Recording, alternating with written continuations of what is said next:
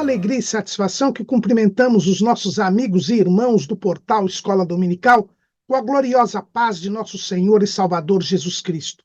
Estamos dando início a mais uma pré-aula, esta ferramenta que o portal Escola Dominical disponibiliza no início da semana, para que os irmãos possam melhor preparar a sua aula da Escola Bíblica Dominical. Leiam a revista das lições bíblicas, assistam a esta pré-aula, leiam o texto de apoio que nós publicamos no site do portal Escola Dominical, portalebd.org.br. Ali os irmãos terão a sequência do nosso raciocínio, porque a nossa proposta aqui não é repetir a lição, o texto da revista, mas sim trazer subsídios complementares aos amados irmãos. E para que os irmãos não se sintam perdidos, acompanhem o nosso texto de apoio, os slides correspondentes, porque ali os irmãos têm o fio da meada, a sequência do nosso raciocínio. Durante a semana, além do nosso texto, o portal Escola Dominical publica 5 ou 6 outros textos da faixa etária dos adultos. Também publicamos textos de apoio, videoaulas e dinâmicas de todas as faixas etárias do currículo da Casa Publicadora das Assembleias de Deus e de outros currículos de escola bíblica dominical. Durante a semana também disponibilizamos breves comentários em áudio das leituras diárias sugeridas na revista dos adultos. Os irmãos terão um momento devocional e ainda obterão maiores informações sobre a aula da Escola Bíblica Dominical. Se tiverem alguma dúvida, postem a sua pergunta na sala dos professores do portal Escola Dominical. Nós não respondemos a perguntas feitas nos comentários nas redes sociais. Se alguém responder, nós não nos comprometemos com a resposta. E no sábado à noite, às 19 horas, horário de Brasília, o irmão é o nosso convidado para assistir à transmissão ao vivo do estudo preparatório dos professores e amigos da Escola Bíblica Dominical da Igreja Evangélica Assembleia de Deus, Ministério do Belém, na sede em São Paulo. Esta reunião é aberta a todos os que amam o estudo da Palavra de Deus e se realiza na sede da Faculdade Evangélica de São Paulo, a FAESP, que é o templo antigo da Igreja do Belém. Online, o irmão poderá participar interativamente no chat e, então, tirar e elucidar as suas últimas dúvidas. Mas tudo isso, irmãos, é apenas a preparação da Escola Bíblica Dominical.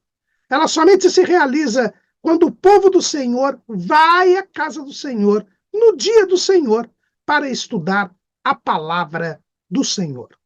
Neste segundo trimestre de 2024, nós estamos estudando o tema A Carreira que nos está proposta.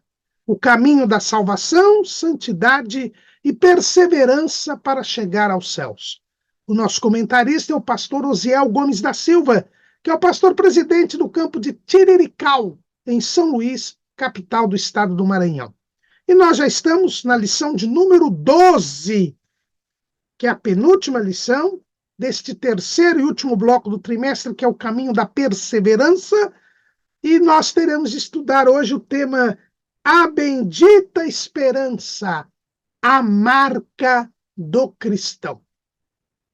Então, nós vamos falar hoje sobre a esperança, a bendita esperança, a marca do cristão.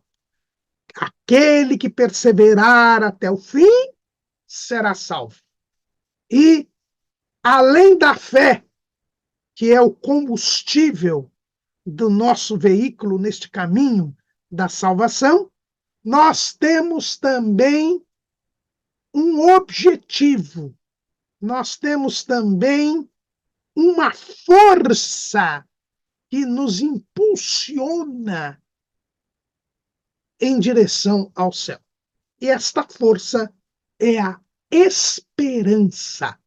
O título da nossa lição diz a bendita esperança, a marca do cristão. A esperança é a marca do cristão. Quando nós abrimos a Bíblia lá em 1 de Pedro, capítulo 3, versículo 15, o apóstolo Pedro nos diz: antes santificai a Cristo como Senhor em vosso coração. Estais sempre preparados para responder com mansidão e temor a qualquer que vos pedir a razão da esperança que há em vós. Então aqui o apóstolo Pedro, ele nos traz algumas características do servo de Deus, daquele que está no caminho, porque nós estamos fazendo neste trimestre a reflexão da vida cristã como caminho, esta figura, esta imagem impactante que Jesus apresentou no seu ministério e que era tão impactante que os servos do Senhor eram conhecidos como aqueles do caminho nos primeiros anos da igreja. E o apóstolo Pedro, ele diz que o servo de Deus, aquele que está caminhando para o céu, tem uma primeira característica, que nós já estudamos na lição de número 10, a santidade. Antes, santificai a Cristo como Senhor em vosso coração. Então, a primeira característica aqui do cristão, daquele que está indo para o céu, do servo de Jesus Cristo, é que ele é santo. E é santo no coração. É uma santificação, uma santidade que parte do interior para o exterior. Essa é a primeira característica, é alguém que está separado do pecado. É por isso que ele está no caminho para o céu. Porque o caminho para o céu é um caminho de quem se separou do pecado. É um caminho de quem não mais vive na prática do pecado. É o caminho do Filho de Deus. Mas a segunda característica que o apóstolo Pedro diz aqui é que nós devemos estar sempre preparados para responder com mansidão e temor a qualquer pessoa. Então, nós temos de ter o conhecimento da palavra, nós devemos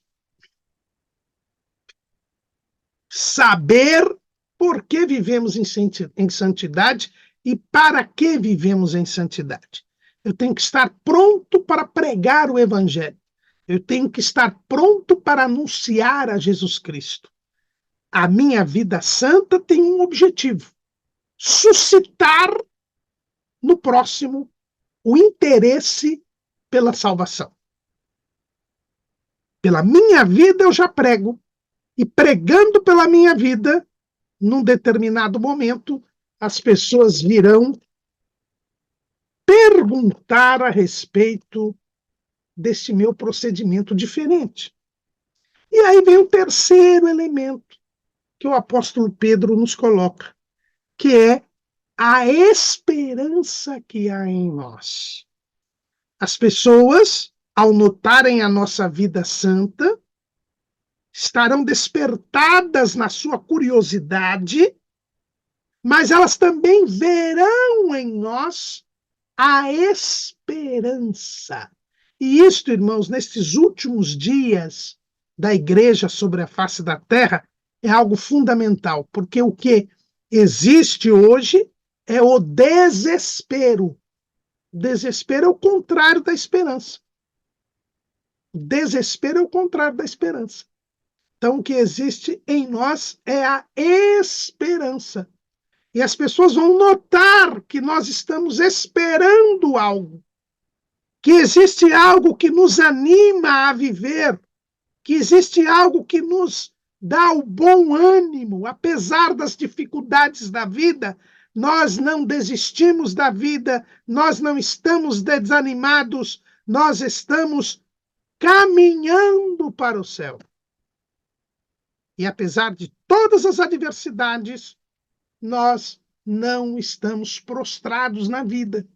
E as pessoas que estão desesperadas, que estão desanimadas, que estão oprimidas pelo diabo, pelo mal, elas notam a diferença de ânimo que temos. E elas vão perguntar por que nós temos esperança. Então, a esperança é uma qualidade que nos distingue do mundo e que desperta nas pessoas a curiosidade e o desejo de saber por que somos diferentes. Então, a esperança, ela é uma virtude, né? Os estudiosos da Bíblia, e virtude quer dizer uma força, e uma força que nos é dada por Deus. A esperança não nasce em nós, né? Ela é dada por Deus. Os teólogos, os estudiosos da Bíblia, eles chamam a esperança de uma das três virtudes teologais, ou seja, as três forças, os três hábitos que Deus, através do Espírito Santo, incute em nós, põe em nós, né? E estas três virtudes estão escritas ali em 1 Coríntios, capítulo 13, versículo 13. Agora, pois, permanecem a fé, a esperança e o amor. Estes três, mas o maior destes é o amor. Então, são as três virtudes teologais. A fé, que já nos é dada no início da nossa carreira, no início da nossa caminhada. Porque a fé vem pelo ouvir e o ouvir pela palavra de Deus. Ao ouvirmos a pregação da palavra, nós recebemos a fé, que unida à nossa fé, ativa a nossa fé, a palavra ativa a nossa fé, e nós cremos em Jesus. Nascemos de novo e começamos a caminhar para o céu. É a primeira virtude teologal. Depois, a fé nos faz querer ir para o céu, nos faz ver o céu. Jesus disse para Nicodemos, Evangelho segundo escreveu João, capítulo 3, versículo 3. Jesus respondeu e disse-lhe: na verdade te digo que aquele que não nascer de novo não pode ver o reino de Deus. Então, quando nós nascemos de novo, nós vemos o reino de Deus. Nós notamos que estamos no mundo, precisamos da salvação e precisamos ir para o céu. Então, nós vemos o reino de Deus. E aí surge a esperança da glória de Deus. Romanos, capítulo 5, versículo 1. Sendo, pois, justificados pela fé, temos paz com Deus por nosso Senhor Jesus Cristo, pelo qual temos entrada pela fé a esta graça, na qual estamos firmes. Então, primeiro nós cremos a palavra, recebemos a palavra, nascemos de novo, né? A semente germina, nós nascemos de novo e a nossa fé vai se desenvolvendo e ela se transforma em firmeza.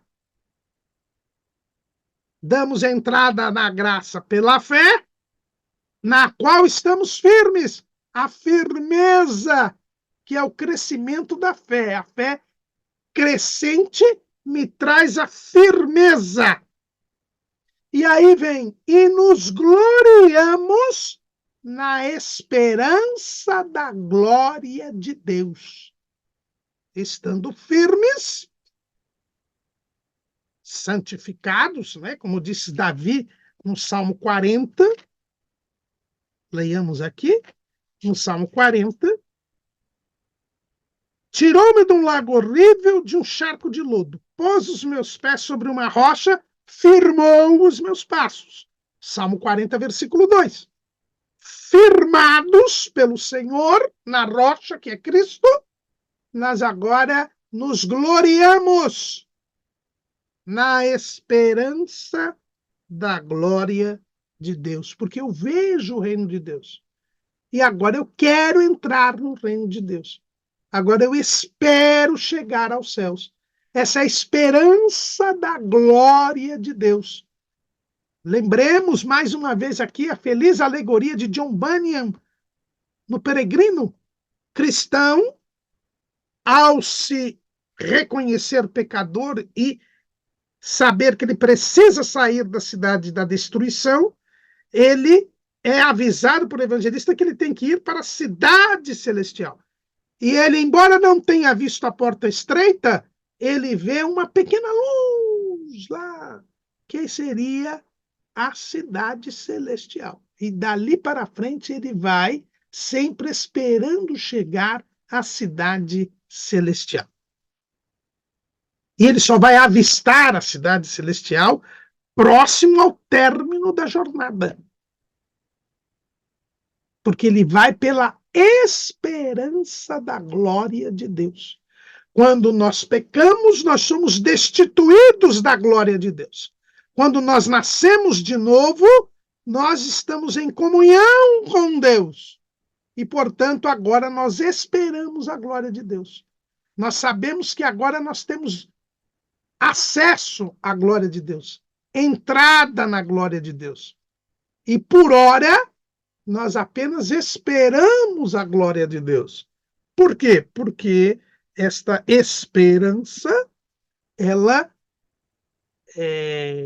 ainda não é uma realização. Eu espero aquilo que eu não vejo ainda, aquilo que eu não participo. Por exemplo, eu estou esperando a aula da escola dominical. Quando ela se realiza, eu não espero mais, porque ela já se realizou. A nossa salvação, ela é baseada na esperança, por quê? Porque a salvação, ela somente se completa, ela somente se perfaz no momento da glorificação. Nesse instante, quando Jesus vier arrebatar a sua igreja, aí nós veremos o cumprimento daquilo que se espera. Né? Então, nós esperamos aquilo que ainda não aconteceu. Nós ainda não entramos na glória de Deus, nós ainda não fomos glorificados, mas desejamos isto. E é por isso que nos gloriamos na esperança da glória de Deus. E aqui, quando a gente fala em esperança, é bom nós verificarmos 3 palavras da nossa língua. É interessante, eu até aqui peguei na internet um estudo do linguista Aldo Bizoc, lá no Ciberdúvidas da língua portuguesa, e ele fala sobre 3 palavras que nós temos: espera, expectativa e esperança. É interessante, a palavra esperar, ela vem do latim esperança, spes. Né? E nós temos 3, enquanto que a palavra expectativa, ela vem do latim expectare, que quer dizer olhar para fora. Então, a expectativa é olhar de longe, olhar de fora, olhar para fora. Isso, a expectativa é uma olhada para fora. Foi exatamente o que aconteceu com o cristão lá no livro Peregrino. Ele olhou para fora da cidade da destruição e ele avistou uma luz. E o evangelista disse para que ele fosse em direção àquela luz. Né? Nós passamos a esperar a glória de Deus. Por quê? Porque nós já a vemos, já notamos que a ela temos acesso a partir do momento que os nossos pecados são perdoados e que nós passamos a estar em comunhão com Deus. O Espírito Santo vem morar em nós e nós anelamos pela glória de Deus. Nós temos esta expectativa, essa expectativa, esse olhar para fora.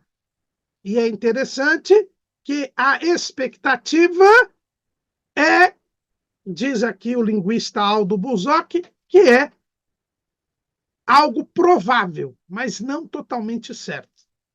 Algo provável. Uma vez que cremos em Jesus, nascemos de novo, nós sabemos que podemos, agora sim, pela graça de Deus, podemos ser salvos. Mas a salvação só se completa no dia do arrebatamento da igreja, na glorificação. Certo é que aqueles que morrerem em Cristo já estão na eternidade, não mudam mais a sua situação. Estão no paraíso, certos de que estão salvos, mas ainda a salvação não se completou, porque ela só se completa com a glorificação, que se dará no dia em que eles ressuscitarem em corpo glorificado. Por ora, alma e espírito estão no paraíso, aguardando a ressurreição. Mas é a esperança, então permanece a esperança, né? Então a expectativa é aguardar algo provável.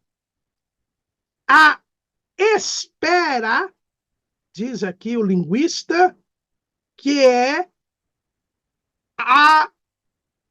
o aguardar algo que é certo. A espera. Então, nesse sentido, os que morreram em Cristo, no paraíso, estão esperando a glorificação, porque já sabem que serão glorificados, porque já venceram a sua jornada aqui na Terra. E estão na eternidade, e isto é imutável. A espera é algo certo. E a esperança é algo que é bastante improvável, mas que o cristão tem consciência disto. É interessante. A espera é algo certo. A expectativa é algo provável. E a esperança é algo improvável. Mas é precisamente por isso que o crente tem a esperança. Por quê? Porque ele, pela fé, crê na palavra de Deus. E mesmo diante das adversidades, das contrariedades, ele não perde o ânimo, porque a esperança é uma virtude dada por Deus para que nós prossigamos a nossa jornada, apesar de todas as contrariedades.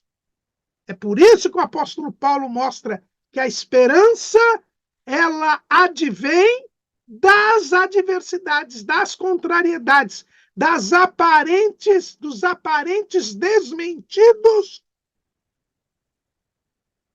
a respeito daquilo que nós cremos. O que diz o apóstolo Paulo? E não somente isso, Romanos 5:3, mas também nos gloriamos nas tribulações, sabendo que a tribulação produz a paciência a experiência, e a experiência a esperança. E a esperança não traz confusão, porquanto o amor de Deus está derramado em nosso coração pelo Espírito Santo que nos foi dado. Queridos irmãos, Paulo deixa bem claro isso. É o que o linguista aqui diz. Eu tenho esperança naquilo que é improvável, naquilo que eu não vejo, e que as circunstâncias parecem indicar que não vai acontecer. Mas é aí que entra o Espírito Santo. É aí que entra a virtude da esperança. Porque a virtude da esperança nos mostra que, apesar de tudo, o que Deus prometeu irá se realizar e nós alcançaremos a salvação. A esperança, o que é? É ter a certeza de que Deus, apesar da nossa miséria, nunca deixará de estender-nos a mão e oferecer-nos todas as graças necessárias para sermos santos e alcançarmos a bem-aventurança do céu. Esta força, é este hábito que Deus nos dá para enfrentarmos as tribulações. E aí nós vamos alcançar a paciência. Uma vez pacientes, nós iremos ter experiência. E essa experiência nos traz a esperança. E nós, apesar de tudo, continuaremos a marchar para o céu.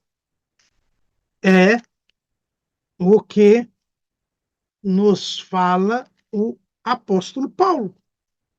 Ele demonstra toda a sua esperança quando diz lá em Filipenses capítulo 3, versículo 13: Irmãos, quanto a mim, não julgo que o haja alcançado, quer dizer, a perfeição. Mas uma coisa faço, e é que, esquecendo-me das coisas que atrás ficam, e avançando para as que estão diante de mim, prossigo para o alvo, pelo prêmio da soberana vocação de Deus em Cristo Jesus. Esse prosseguimento para o alvo, que era para a cidade celestial, como a gente vê aqui no versículo 20, mas a nossa cidade está nos céus, donde também esperamos o Salvador, o Senhor Jesus Cristo, que transformará o nosso corpo abatido para ser conforme o seu corpo glorioso, segundo o seu eficaz poder, de sujeitar também a si todas as coisas.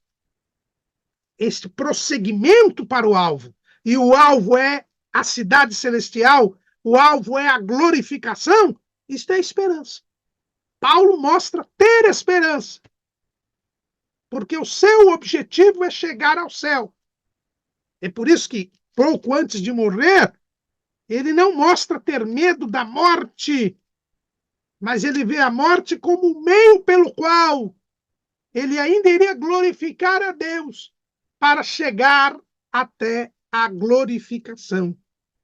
2 Timóteo 4:6, porque eu já estou sendo oferecido por aspersão de sacrifício, e o tempo da minha partida está próximo. Combati o bom combate, acabei a carreira, guardei a fé. Desde agora, a coroa da justiça me está guardada, a qual o Senhor, justo juiz, me dará naquele dia, e não somente a mim, mas também a todos os que amarem a sua vinda. Olha aqui a demonstração da esperança de Paulo. Paulo sabia que ia ser morto. Paulo sabia que iria ser um mártir, mas o seu alvo era receber a coroa da justiça. O seu alvo, a sua esperança era a vinda do Senhor. Isto é esperança, que não traz confusão. É este ânimo, esta força, este estímulo que Deus, que o Espírito Santo nos dá, para quê? Para que prossigamos a jornada apesar das dificuldades. Porque a esperança, ela vem por causa das dificuldades. A esperança é resultado da experiência, que é resultado da paciência, que é resultado das tribulações.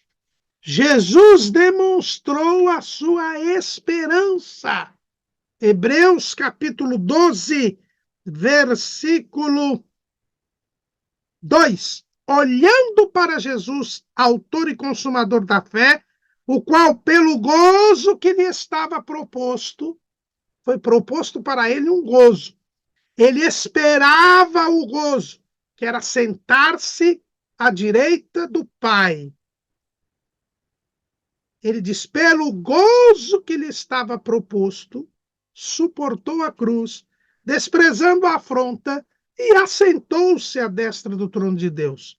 Considerai, pois, aquele que suportou tais contradições dos pecadores contra si mesmos, para que não enfraqueçais, desfalecendo os vossos ânimos.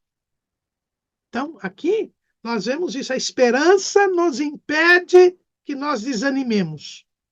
É a esperança que nos traz o bom ânimo, que Jesus disse, no mundo tereis aflições, mas tende bom ânimo. O que nos dá este bom ânimo? A esperança. É por isso que o povo diz aí, a esperança é a última que morre. Quando morre a esperança, aí morre tudo.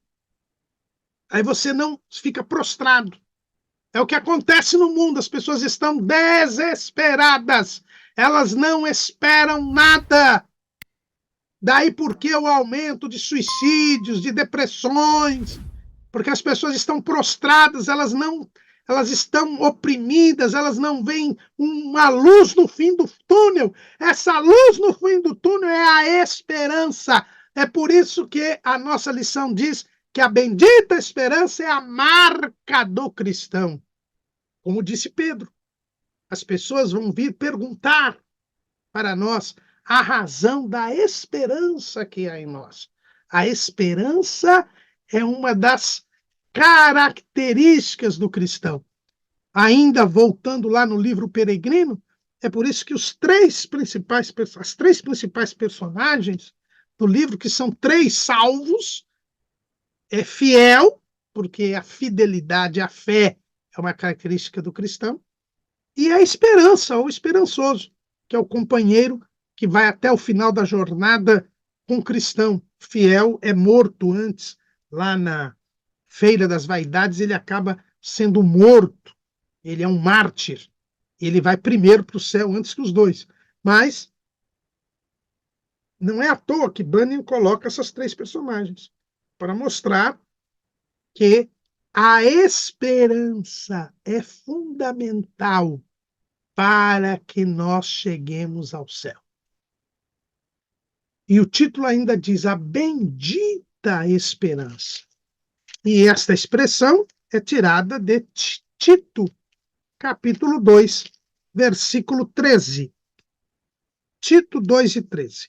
Aguardando a bem-aventurada esperança e o aparecimento da glória do grande Deus e nosso Senhor Jesus Cristo. Nós já vemos aqui, eu vou ler até o versículo 11 em diante.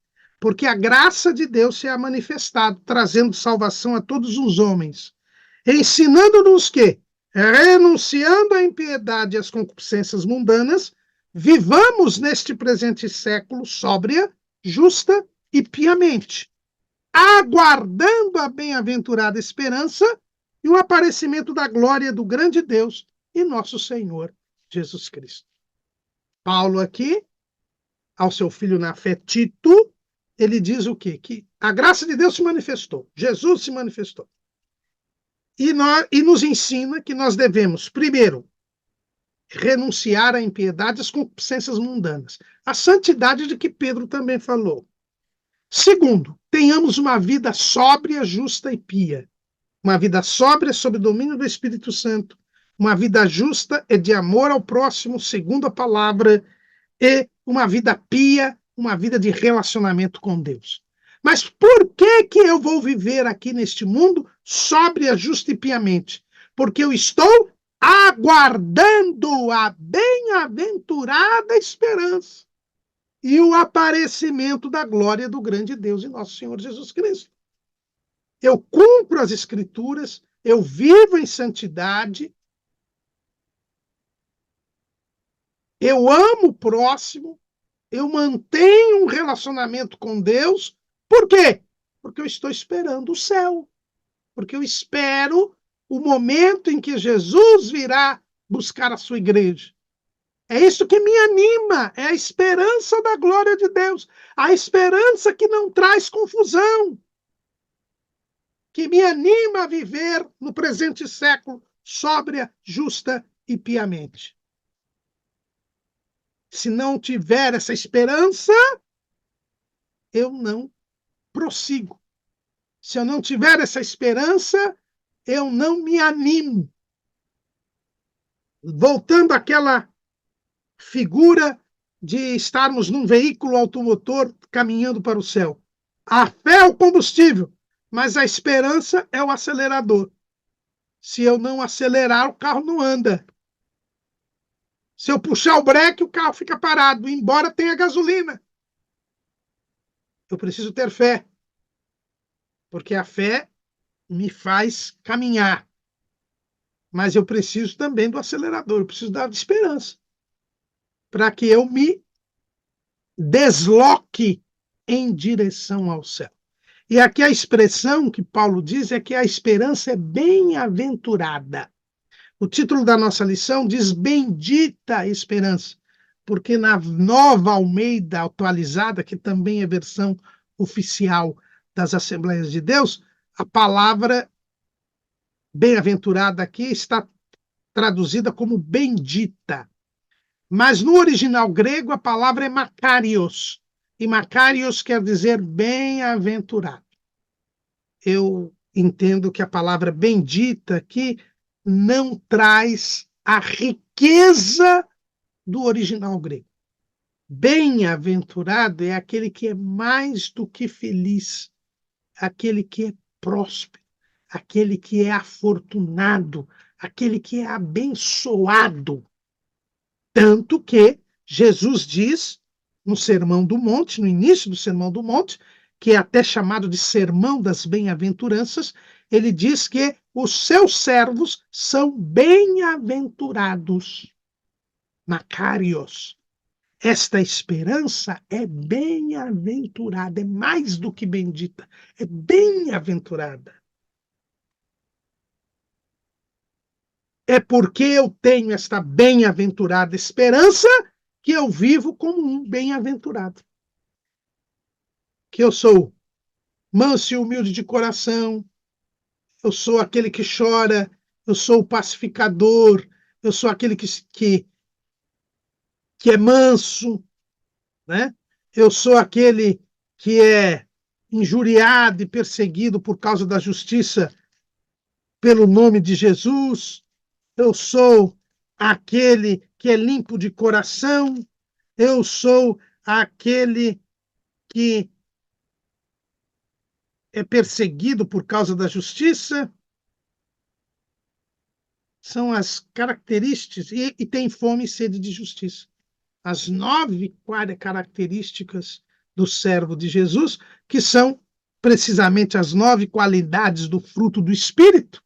E a esperança, ela advém, por isso que ela é bem-aventurada, porque ela advém desta minha renúncia às concupiscências mundanas, à impiedade e às concupiscências mundanas, e desse meu viver sóbrio, justo e pio. Por estar em comunhão com Deus, eu tenho esperança. Por estar em comunhão com Deus, eu demonstro que estou prosseguindo para o alvo, apesar das dificuldades. E as pessoas vêm perguntar para mim a razão desta esperança que eu tenho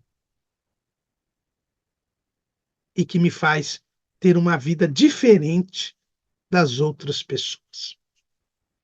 A esperança da glória de Deus, que depois se transforma em uma esperança que não traz confusão por causa das necessidades. E como o Espírito Santo, ele traz a nós a esperança, este mesmo Espírito Santo inspirou os escritores do Novo Testamento e faz com que a mensagem que mais se repita em o Novo Testamento seja a mensagem da segunda vinda de Jesus. Porque esta bem-aventurada esperança é o aparecimento da glória do grande Deus e nosso Senhor Jesus Cristo. Como o Espírito Santo nos deu a esperança, no momento em que ele inspira os escritores do Novo Testamento, ele manda e ele sopra aos escritores do Novo Testamento a principal mensagem que nos traz esperança, que é a volta de Jesus. É por isso que o Novo Testamento, por 318 vezes, em 260 capítulos, diz que Jesus vai voltar. É a mensagem que mais se repete no Novo Testamento. Por quê? Porque o Espírito Santo quer que nós tenhamos a esperança, porque é a esperança que não traz confusão. E é pela esperança que nós vamos chegar até o fim. É por isso que nós estamos estudando hoje sobre a bendita esperança. Ela é a marca do cristão, porque torna o cristão diferente dos demais, a ponto dos demais irem perguntar para nós a razão da esperança que há em nós. Mas é também a esperança que nos faz chegar ao céu. É a esperança que não faz com que abandonemos o caminho ou deixemos de servir a Deus. Não podemos nos esquecer. É por isso que o evangelho completo, ele traz a mensagem da volta de Cristo. Jesus salva, cura, batiza com o Espírito Santo e brevemente voltará. Esse é o evangelho pleno. Esse é o evangelho de quem é cheio do Espírito Santo, porque o Espírito Santo não quer de forma alguma que esquecemos que Jesus vai voltar, porque esta é a razão da esperança que há em nós. Nós estamos esperando a bem-aventurada esperança e o aparecimento da glória do grande Deus e nosso Senhor Jesus Cristo. E Paulo escreve isto a Tito, já no final do seu ministério, mas ele escreveu isso também na sua primeira carta. A primeira carta que ele escreveu foi 1 Tessalonicenses. E no capítulo 1, versículo 9, Paulo faz uma síntese do que é ser cristão, da vida cristã. Ele diz assim, porque eles mesmos anunciam de nós qual a entrada que tivemos para convosco, e como dos ídolos vos convertestes a Deus, para servir ao Deus vivo e verdadeiro, e esperar dos céus a seu Filho, a quem ressuscitou dos mortos, a saber, Jesus, que nos livra da ira futura. Ser crente é isso, é se converter dos ídolos a Deus. É ter saído do mundo e vindo para a igreja. É ter saído do caminho da perdição para o caminho da salvação. Segundo, para quê? Para servir ao Deus vivo e verdadeiro. Enquanto estamos neste mundo, nós devemos fazer a vontade de Deus, nos submeter a Deus, ser servos de Deus. Mas por que eu tenho que servir a Deus aqui? Porque eu não vou ficar aqui. Eu vou para o céu. Eu quero ir para o céu. Eu fui salvo para ir para o céu. E por isso eu estou esperando Jesus. Não há como termos uma vida cristã genuína, sincera, inabalável, se não tivermos esperança. Se não estivermos esperando Jesus voltar. Uma das grandes armadilhas do diabo foi tirar a mensagem da volta de Cristo dos estudos bíblicos. Durante a história da igreja, nós vemos como essa mensagem foi obnubilada, foi sufocada e ressurge neste último avivamento da igreja, que é o avivamento pentecostal. Tomemos muito cuidado, irmãos.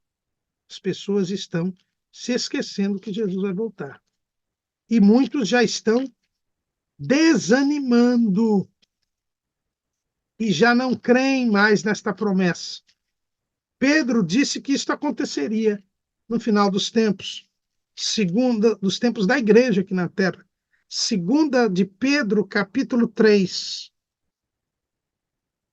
versículo 1. Vamos ler a partir do versículo 1. Amados, escrevo-vos agora esta segunda carta, em ambas as quais desperto com exortação o vosso ânimo sincero, para que vos lembreis das palavras que primeiramente foram ditas pelos santos profetas e do mandamento do Senhor e Salvador mediante os vossos apóstolos, sabendo primeiro isto, que nos últimos dias virão escarnecedores andando segundo as suas próprias concupiscências e dizendo: onde está a promessa da sua vinda? Porque desde que os pais dormiram, todas as coisas permanecem como desde o princípio da criação. É o que nós temos visto hoje. Há alguns anos atrás, um irmão veio falar conosco que estava numa reunião de obreiros e um dos setores do Ministério do Belém o meu ministério. E havia uma rodinha ali, e aqueles obreiros estavam todos dizendo que tinham dúvidas se Jesus ia voltar, por causa dos acontecimentos, por causa da apostasia. Ou seja, os sinais que indicam que Jesus está muito próximo os estavam levando a descrer, a perder a bendita esperança. E aquele irmão ficou escandalizado e ali deu uma surra de Bíblia, né, naqueles irmãos. Mas sabe qual é a primeira consequência de você perder a esperança? É pecar. Porque o que diz aqui Pedro? Virão escarnecedores andando segundo as suas próprias concupiscências. Ou seja, pessoas que já perderam a salvação, pessoas que vivem na prática do pecado. São elas que vão trazer esta mensagem desacreditadora da vinda do Senhor, para que você perca a esperança, para que você perca o ânimo. E se você perder a esperança, você será confundido, será enganado. E esse é o maior perigo dos nossos dias. Foi o que Jesus disse no início do sermão escatológico. Acautelai-vos que ninguém vos engane. Cuidado. Cuidado. Não perca a esperança da volta de Cristo. Você está esperando a Jesus. Não se prenda às coisas deste mundo. A marca do cristão é esperar a glória de Deus. A marca do cristão é esperar Jesus vir nos glorificar e nos levar para a Nova Jerusalém.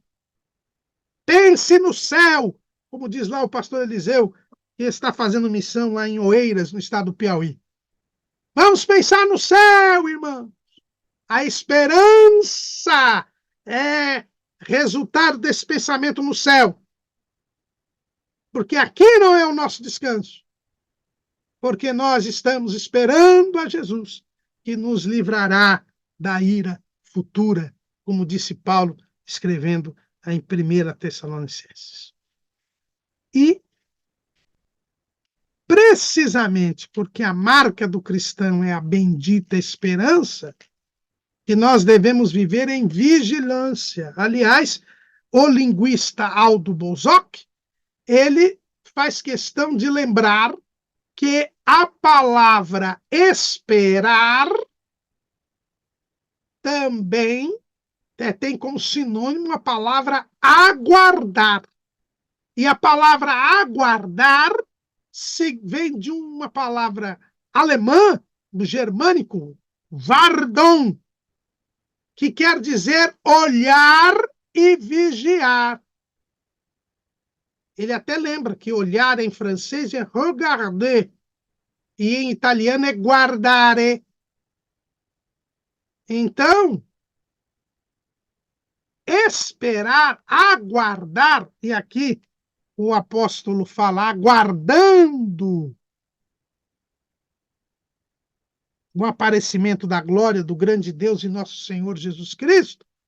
Aguardar é guardar, manter sob vigilância. É o que Jesus disse, vigiai e orai. E as coisas que eu vos digo a todos, vigiai. A vigilância é resultado da esperança. É por isso que quem perde a esperança da glória de Deus, quem perde a esperança do aparecimento da glória de Jesus, quem já não está esperando Jesus voltar, quem já não crê mais que Jesus vai voltar, ele não vigia e cai na vida de pecado. Passa a ter uma vida de pecado. Por quê? Porque ele não vigia. Porque a vigilância é resultado da esperança. Aguardar. Eu tenho que vigiar. E Jesus mostra esta necessidade no seu sermão escatológico.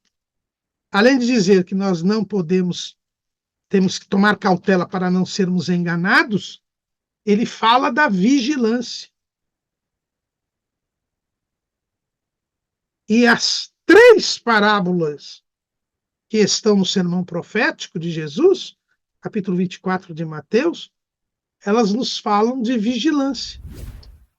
A primeira delas é a parábola dos dois servos, onde Jesus diz que bem-aventurado é aquele servo fiel e prudente.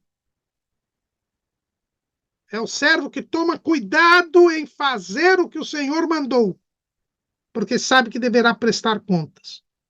O servo mau, ele, achando que o Senhor tarde viria, ele começa a espancar os conservos, a comer e a beber com os temulentos, com os bêbados. Ou seja, ele passa a viver na prática do pecado. Ele entra em comunhão com o mundo. Por quê? Porque achou que Jesus, que o Senhor ia demorar. Ele deixou de esperar Jesus, caiu no pecado. E o resultado? Jesus diz lá na parábola dos dois servos, ele terá sua parte com os hipócritas, onde haverá pranto e ranger de dentes. Ou seja, ele vai para o inferno, para o lago de fogo e enxofre, que nós estudamos na lição anterior. Por quê? Porque deixou de esperar Jesus. Por isso que a bendita esperança, bem-aventurada esperança, ela traz vigilância, traz prudência. E nós já vimos que a prudência é a ciência do santo, o conhecimento do santo, a intimidade com Deus. E essa intimidade com Deus é reforçada na segunda parábola que Jesus conta no sermão profético, que é a mais famosa de todas, e é a que eu me debruço no nosso esboço, é a parábola das 10 virgens. Haviam 5 virgens prudentes e 5 virgens loucas. As prudentes, as que estavam verdadeiramente aguardando o esposo. O esposo deveria vir ao pôr do sol, mas já era meia-noite e ele não tinha vindo. Mas elas não acharam que ele demorou. Elas não se descuidaram por causa da demora. Não. Elas eram vigilantes. Elas mantinham a sua lâmpada acesa e tinham uma reserva de azeite para manter a lâmpada acesa. E o azeite aqui simboliza essa nossa comunhão com o Espírito Santo. Espírito Santo que não nos deixa esquecer, a começar do texto do Novo Testamento, de que Jesus vai voltar.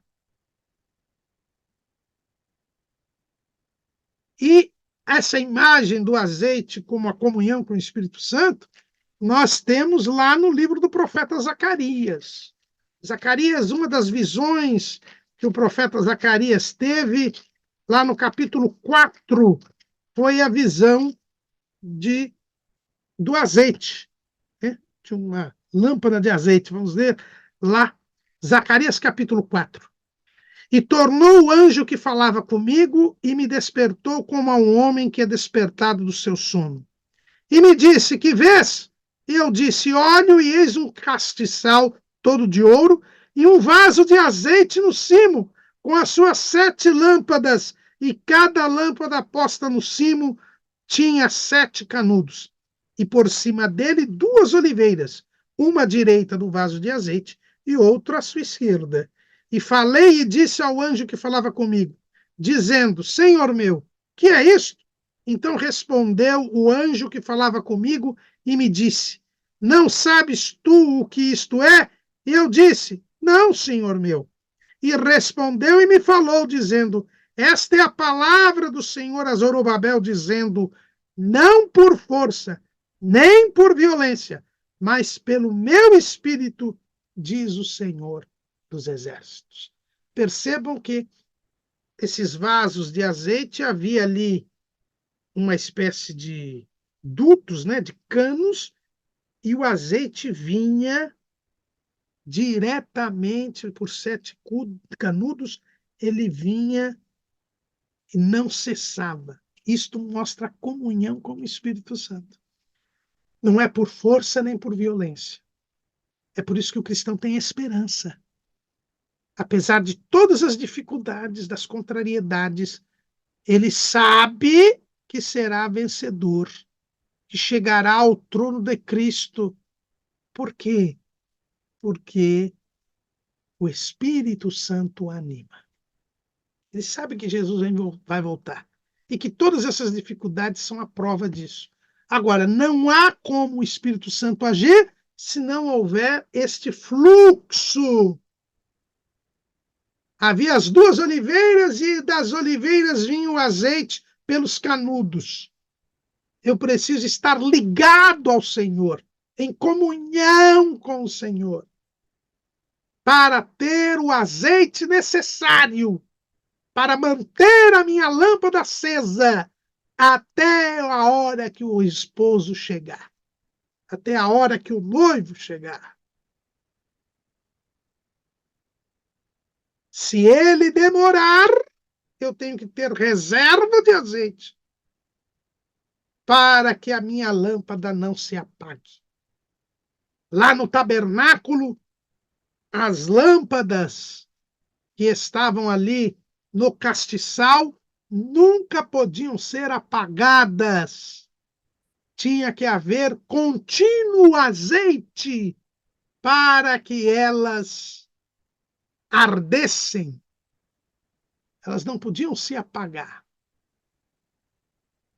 Nós não podemos perder a nossa comunhão com o Espírito Santo, porque a esperança não traz confusão, pelo amor de Deus que é derramado em nossos corações pelo Espírito Santo.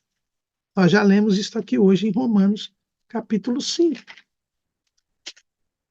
Mas eu leio de novo. Versículo 5, Romanos 5:5. A esperança não traz confusão, porquanto o amor de Deus está derramado em nosso coração pelo Espírito Santo que nos foi dado. Se vivermos na prática do pecado, se não tivermos comunhão com Deus, os canudos estão rompidos. O azeite não virá. Nossa lâmpada não ficará acesa. E quem não tiver a sua lâmpada acesa, não entra no gozo do Senhor. É o que ele nos ensina na parábola das 10 virgens. As virgens eram loucas por quê? Porque não tinham provisão de azeite. E quando o noivo chegou, elas viram que as lâmpadas se apagavam. Mateus capítulo 25, versículo 7. Então todas aquelas virgens se levantaram e prepararam as suas lâmpadas. E as loucas disseram às prudentes: dai-nos do vosso azeite, porque as nossas lâmpadas se apagam. Mas as prudentes responderam, dizendo: não seja acaso que nos falte a nós e a vós. Ide antes aos que o vendem e comprai-o para vós. E tendo elas ido comprá-lo, chegou o esposo, e as que estavam preparadas entraram com ele para as bodas, e fechou-se a porta. E depois chegaram também as outras virgens, dizendo: Senhor, Senhor, abre-nos a porta. E ele respondendo disse: em verdade vos digo que vos não conheço. Vigiai, pois, porque não sabeis o dia nem a hora em que o Filho do Homem há de vir. Quem tem a esperança mantém comunhão com o Espírito Santo. Porque, como disse Pedro, a santificação é que nos gera esperança que é percebida pelas pessoas. Eu preciso estar em comunhão com Deus, de tal maneira que eu não mais viva, mas Cristo viva em mim, como disse Paulo lá em Gálatas 2:20. Quem tem a lâmpada acesa é luz do mundo, porque está iluminando. Quem tem a lâmpada acesa purifica o ambiente em que está. Quem tem a lâmpada acesa promove o calor espiritual. Quem tem a lâmpada acesa gera amor à sua volta. Quem tem a lâmpada acesa mostra que tem esperança. Quem tem a lâmpada acesa mostra que tem fé. Tem fé, amor, esperança e amor. E por isso é um servo de Deus. Por isso mesmo, nós precisamos, todos os dias, nos abastecer do azeite. Todos os dias buscar a presença de Deus. Todos os dias ter comunhão com Deus, dialogar com Deus, para que as nossas lâmpadas estejam acesas. E vivendo em santidade, iremos mostrar ao mundo que nós temos esperança. Amém.